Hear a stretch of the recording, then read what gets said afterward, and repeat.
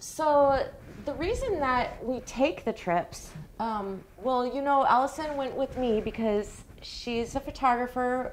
Like I said, she has a degree in wildlife biology, so she was extremely interested in the wildlife in the area where we went. I take the trips for one sole purpose, which is to find these animals. And, you know, you don't always find them. As a matter of fact, you know, if you're looking for this particular species, you're not likely to find them. I did find one in the wild in the Peruvian jungle in central Peru. And I don't know if you guys can see above us on the wall. You can't really see. I'll have to insert some pictures of it. But there's all pictures of this species that I found in Peru.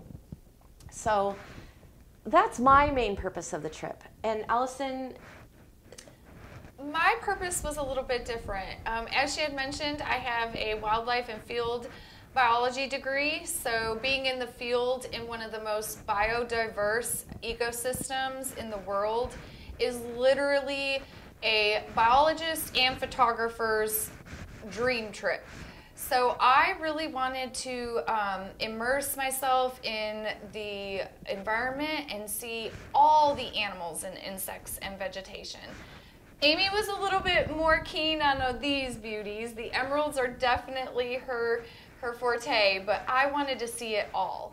So for a photographer, the Amazon rainforest is, you just can't get any better than that. So many animals, you know, the sloths, all the different types of birds. You know, I have some great footage of huge rats, the arboreal rats up in the trees that are the main diet of these animals. And what other, all kinds of different snakes. Right. And it's all fun and interesting, but when I find one of these in the wild, my heart literally, I'm in heaven. That's how heaven must feel, because I love being with these animals in the wild. And when we talk about our trips, you guys will see me, just like I'm doing right here, holding multiple emerald tree boas in the wild ones. So that's going to be really cool. Amazing. So we wanted to tell you guys, you know, why we go on the trips, but also another reason for me, not just to go look at these animals in the wild, which is huge, but also to come back and try to recreate their natural environment here in my jungle room.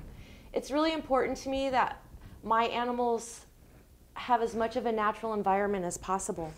And, you know, these animals are known for being extremely striky. A lot of keepers say you can't hold those animals. It stresses them out. They bite. They do have the largest teeth of all non-venomous snakes known on the planet. But I believe that all 7 of mine are like this because they're so happy and content in their habitat. And I think it makes a big difference when your snakes are happy of how handleable they are. I'm not an expert on the subject, but I do have 7 of them here that are all like this. So, I don't know, my theory could be, I could have some empirical data here to go with my theory. Definitely. Anytime you're in the field, too, it's just a great opportunity to take the chance and the information down, because you never know what kind of facts you may come across that may not be known in previous literature.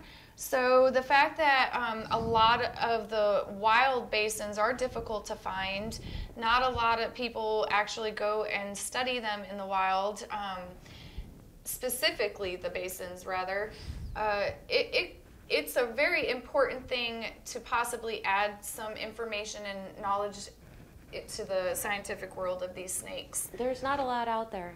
So that's something that kind of struck me is important for our future trips, to definitely take as much information and notes that we can to just possibly further the education of the emeralds. Definitely.